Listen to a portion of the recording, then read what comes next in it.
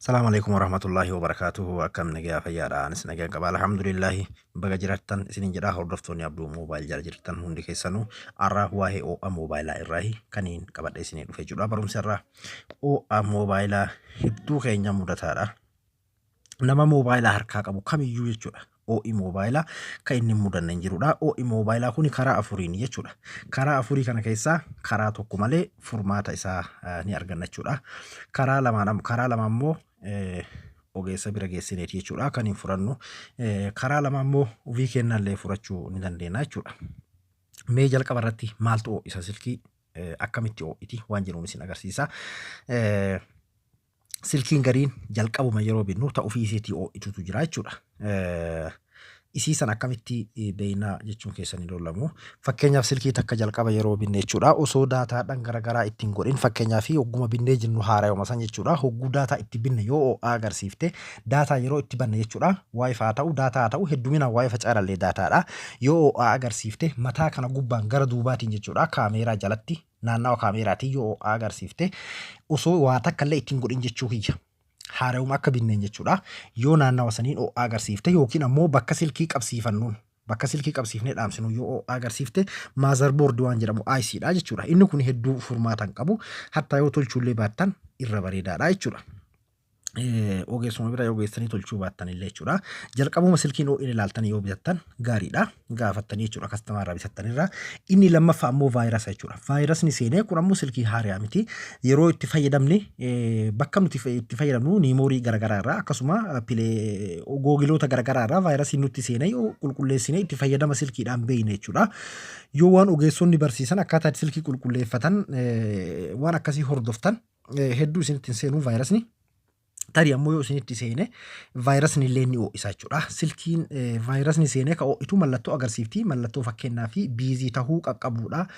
Yeroo isin sochooftan fakkeenyaaf amma yeroon akkana sochoosu daftee sochooti. San ammoo harkifachuu akkasuma wantoonni nuti hin beekne wanni adda addaa nurratti dhufu gara malee agarsiisu gubbaa kanarraan beeksisni adda addaa nurratti sesseenu jechuudha. Amma duraan illee vaayirasa akka itti ofirraa baafnu ka jedhu barsiiseetiin jira.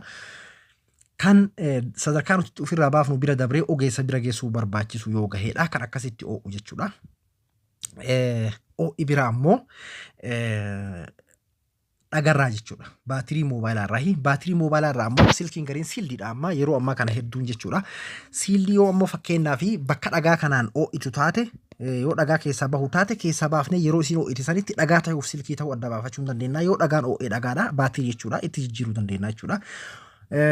Yoo ammoo dhagaa gubbaan bakka kaameeraatiin isin jiraachiin oo'ite silkii maazarboordi waan jedhamudha. Hedduu furmaatan qabu inni sun jechuudha.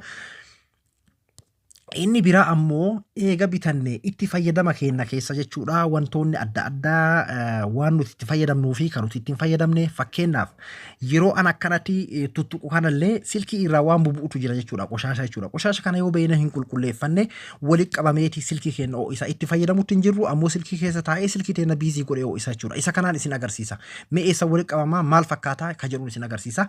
Warroonni silkiin siitingiin keessan akka tiyyaa jirtu anuma hordoftan. Warri silkiin ammoo akka tiyyaa hin jirrellee bakka tuuxan isiniif hima. Yoo siitingii keessan akkanaa ta'e asumaan hordofaa. Yoo siitingii keessan ammoo akkana ta'uu baatee faayil manajarri keessan ka akkanaa ta'ellee inni hordoftan jechuudha.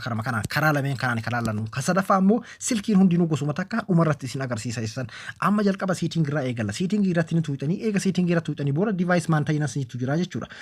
Diivaayis maantaayinansi sanarratti tuuxan. Diivaayis maantaayinansi irratti yeroo tuuxan haala kanaan isinii dhufa hanga isinii lakkaa'uu xiqqashoo eeggattanii yoo silkiin siitingii keessan ammoo akkana hin ta'in diivaayis maantaayinansi yoo hin qabaatin istooreejii ta'etu jira jechuudha. Haawii teeknoo silkiidhaan saamsingii duraanii akka jeewaan gariin istooreejii ta'etu qabdi istooreejii tuuxanii jechuudha. Amma eeginni bifa kanaa isinii dhufe kun jala kanatti istooreejii qabdu tuqaanama.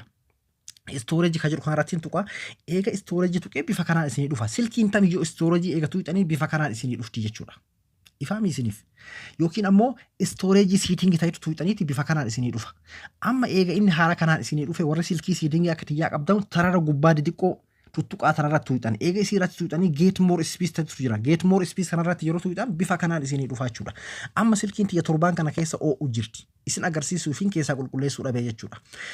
Kanaafuu maal gootanii amma fakkeenyaa fi gubbaa kanarrani agartan jedheeti yaada. Bakki akkanatti achi deemee jiru kun jechuudha bakka faayilli guutee jirudha.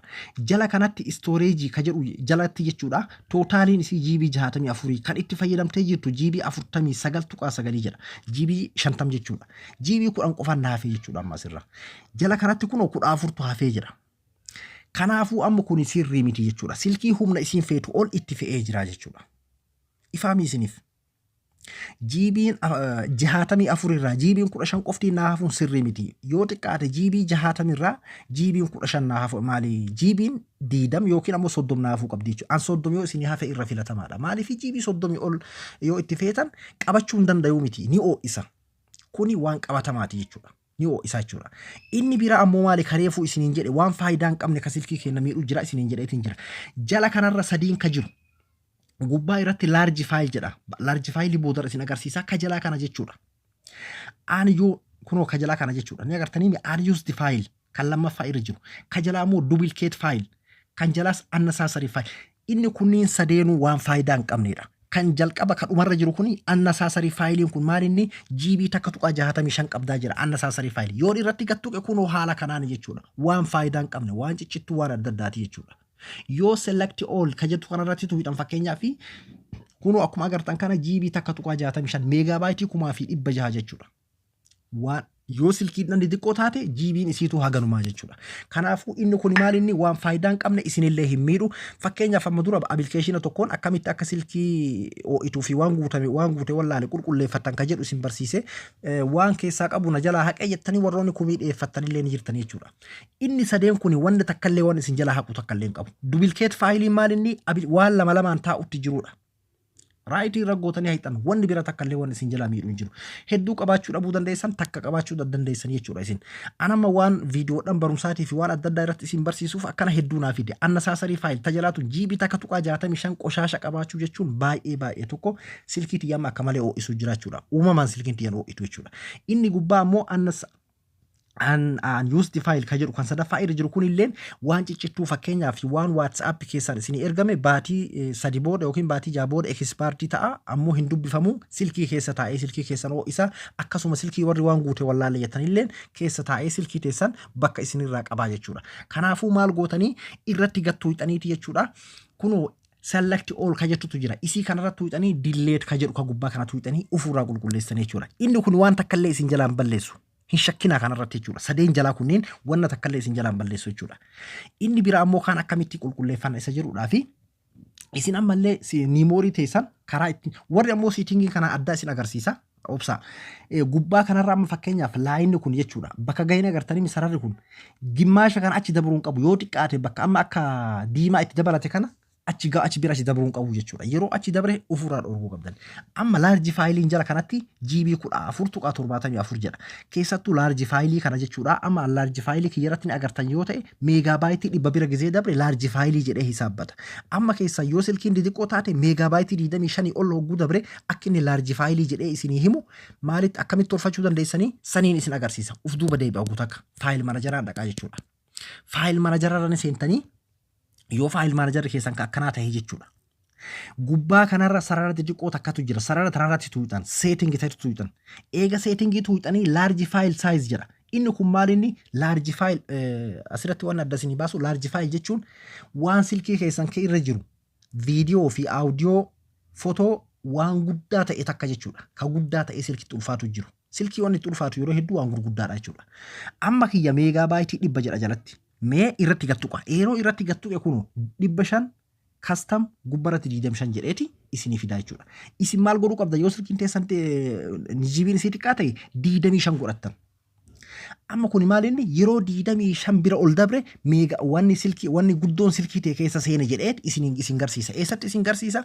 Kunoo faayil manajara eega seentanii asitti amma hogguu duuba faayil manajara keessa jira amma akka isin harkaa waliin dhoofne fi deebi'ee isin agarsiisu jira. Faayil manajara hogguu seentan jala kanatti CD kaardii jetti tajalaa ka gubbaa internal storage internal storagein ammas way kan memorii of jala haqa maalii miti. Internal storagein ka qafooti jechuudha kan memorii tiimi internal irra gattuuna. Eega internal irra gattuune kunoo haala kanaa waan silkii keessa jiru hunda isinii fidaa jechuudha. Reef karaa sadiini ka sadaffaattu naafee kan lammaffaa kunoo kana. Amma fakkeenyaaf yeroo inni haala kanaan isinii dhufe warroonni akkamitti application takka malee qulqulleessuudhaaf kan isin gargaaru kun irra olooftanii jechuudha. Fooldaroota kanneen hunda isaa keessa fakkeenyaaf ka waan qabne kataa ofirraa hiixan. Akkamitti amma fakkeenyaaf kanarratti maaltu keessa jira durarratti akka jira irra gattuqa homaa keessan jiran. Kanaafuu maaliin godha irra secondiishaniif gaqqabee taa'eetiin gubbaa kanarra dilleet ifirraa xiqqeessee jechuudha haga san. Amma inni biraa ammoo kawaa qabu inni ni mul'ata. Kun amma viidiyoo show jedha fakkeenyaaf 5tu keessa jira. Mee 5 jiru sun maaliin irra gattuqa? Yeroo irra gattuqe kanniin keessaa kam keessa waa jiran isa jedhu baruudhaafi kunoo gubbaa kanarra kaash jira. Kaashiin ammoo yoomiyyuu qoshaasha. Inni kunillee faayidaan qabu jechuudha. Homaa as keessa wanni takka illee hin jiru jechuudha. Kanaafuu maal godhuu dandeessanii viidiyoo show kana keessa illee homaa wanni faayidaa qabu hin jiru. Ifirraa dilleet godhee bifa kanaan balleessuu danda'a jechuudha. Kawaa qabu akkamitti isin agarsiisa? DCIM keessattuu DCIM ka kaameeraadhaan kaaftanidha. Yeroo hedduu amma fakkeenyaaf kun Facebook jedhe. Facebook irratti yeroo gattuqe kunoo homaan jiran jechuudha. Wanni Facebook irraan namiidhu jiru yoo fedhe akkama gaqqabee Facebook maa waliin ufurra dilleet godhaa jechuudha. Ifaami isiniif Facebook ni haqamu kana jechuun qoshaasha Facebook irra bubu'e qofatu haqamaadha. Asirratti akka adda baafadhaa. Amma jala kana kunoo bakki dogongora isin seentaniin DCIM ka jedhutu jira. DCIM kanarratti DCIM yeroo hundaa'u waan kaameeraadhaan kaaftan viidiyoo haa ta'u footoo haa ta'u irratti hin gattuqa. Kunoo haala kanaan naaf dhufaami. Keessa kunoo kaameeraa jira. Kaameeraa keessa meeqatu jira? 320tu jira. Ifaa isiniif. Jala kanattis Facebook jira. Kunoo kan an Facebook irraa gadi buufadhe ka kaameeraan ka'elleen as keessa jira jechuudha. Isi yeroo hedduu wanni isin eeggachuu qabdan maalinni DCIM ka jedhu kanaadha. Isa kana haquun qabdan seentanii ilaaltan. Osoo seentanii ilaalle yoo hayxan dhugaanii miidhamtan. Kanaafuu kaameeraa ka jedhu gattuu hixaniiti kunoo kanniini jechuudha. Yoo wanni as keessa jiru kunniin isin faayidaan qabaanne hatta eega as keessa bantanii gubbatti ammas fooldara tokko tofeemi kanallee bantanii ilaaltan akkanatti jechuudha. Kunoo footoodhaan kaameeraan ka'eedha hundisaa.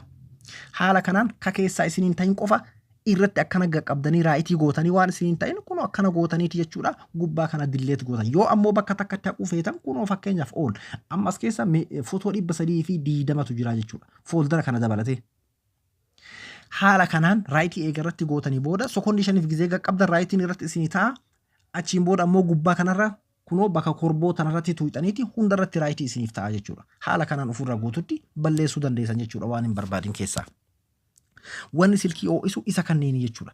Inni biraa ammoo maalinni amma inni biraa maalinni internal storage kana keessaa odoo isin hin fageessin jechuudha.